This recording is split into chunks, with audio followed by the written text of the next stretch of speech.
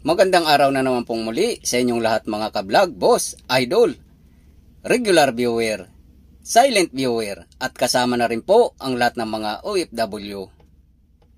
Ang gagawin ko naman po ngayon ay obserbahan ko po yung signal light at saka hazard. Dahil ang complaint po dito ay nawawala po pag ginamit po ng matagalan itong signal light left side as per driver complaint. So actually po nagawa ko na po yung problema, pero ipapakita ko lang po dahil hazard po yung ay signal po yung sira, pero hindi po sira yung switch kundi yung headlight po, yung headlight switch ang may sira. So itong headlight switch po na sinasabi ko, ito po, bali kombinasyon na switch po to. Mayroon po siyang park light, mayroon siyang headlight, at mayroon siyang fog light. Kapag binaon po to, yan po yung pinaka fog light nya. Ayan siya, oh, nawawala-wala. Yan siya po, yan.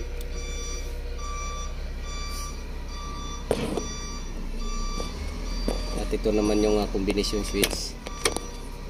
So ang pagkakaalam ko po, ito po yung sira, pero hindi po ito yung sira ng dahilan po ng pagka sira po ng signal light, yung wala pong signal light ng left side. So lumalabas po, hindi po ito yung sira,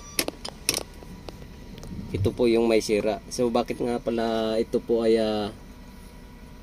siya yung may sira? So itong headlight switch po na to ay connected po to sa BCM. Ayan po yung BCM. So yung BCM po na yan, ito ay marami pong magkakasama. So mayroon pong wiper, mayroong signal, headlight, at yung sa starting din po sa pagpatay ng makina ay mayroon din po yan. Kapag may problema po yan ay hindi po natin papatay yung engine. So ganun po yung BCM po, body control module na yan. Nandyan po, nagsasama-sama dyan.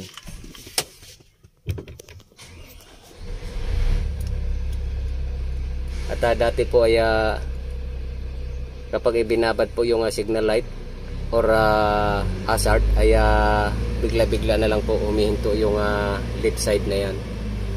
So itatry po natin.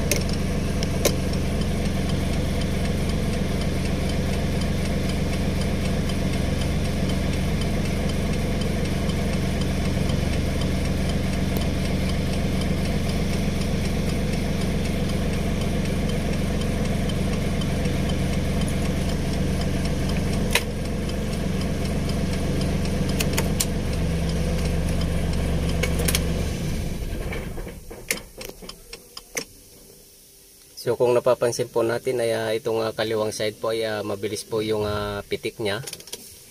Itong signal na to. Dahil po yung total wattage po ng left side at saka yung total wattage po ng right side na signal ay mas mataas po yung sa right side compare dito po sa left side. Mababa po yung wattage niya, yung computation po ng wattage niya ng mga bombilya, dahil mayroon po akong pinalitan na ginawa ko pong LED type. So kaya bumilis po yung mas magaan po yung pagpintig po ng pitik ng flasher compare dito sa kabila ay may kabagalan po. So mas mataas po yung wattage po, total wattage ng right side, kaya ganun po siya. So okay na po siya, hindi na po nagluloko. Hindi tulad ng dati po ay kapag ginamit po ng matagal, kusa pong hihinto itong left side na yan. Yan, kusa pong hihinto. At yung indikasyon din po sa headlight, minsan kahit na hindi naka-switch on yung switch ay nakailaw po lagi. Ganun po yung nakita kong indikasyon, kaya natumbok ko po yung problema. At itong BCM naman po,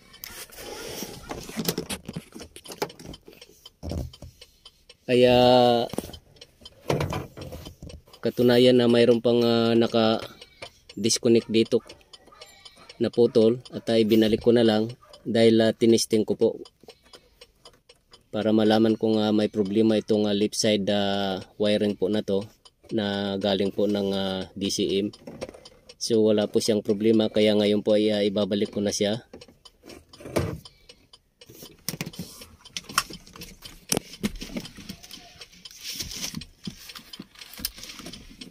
At ito po yung may sira, itong switch na to. Nandito po yung connected po yung park light, headlight at saka fog light. At magsasama-sama po dyan sa BCM, yung BCM control na yan. Nandyan po yung hazard, signal, wiper, lightings. So nandyan po magsasama-sama sila dyan. Kaya nagkaroon po ng problema yung signal. Dahil po dito na mali na po yung pumapasok na circuit dyan sa BCM na yan.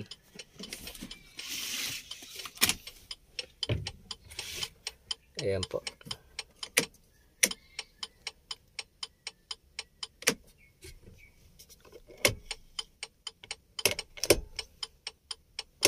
So itong wiring po na to ay wiring po ng Huo dump truck 371 po. So doon po sa mga mayroong Huo, so ganyan po yung naging problema dito. So at least po mayroon po kayong background. Signal light ang problema, pero headlight switch po ang may ang lumalabas po na may problema ay signal light, pero ang totoong may sira ay headlight switch po. Ito siya. So hanggang dito na lang po muna ang video kong ito. Please like, subscribe na lang po and hit notification bell para sa susunod na mga video. God bless all po.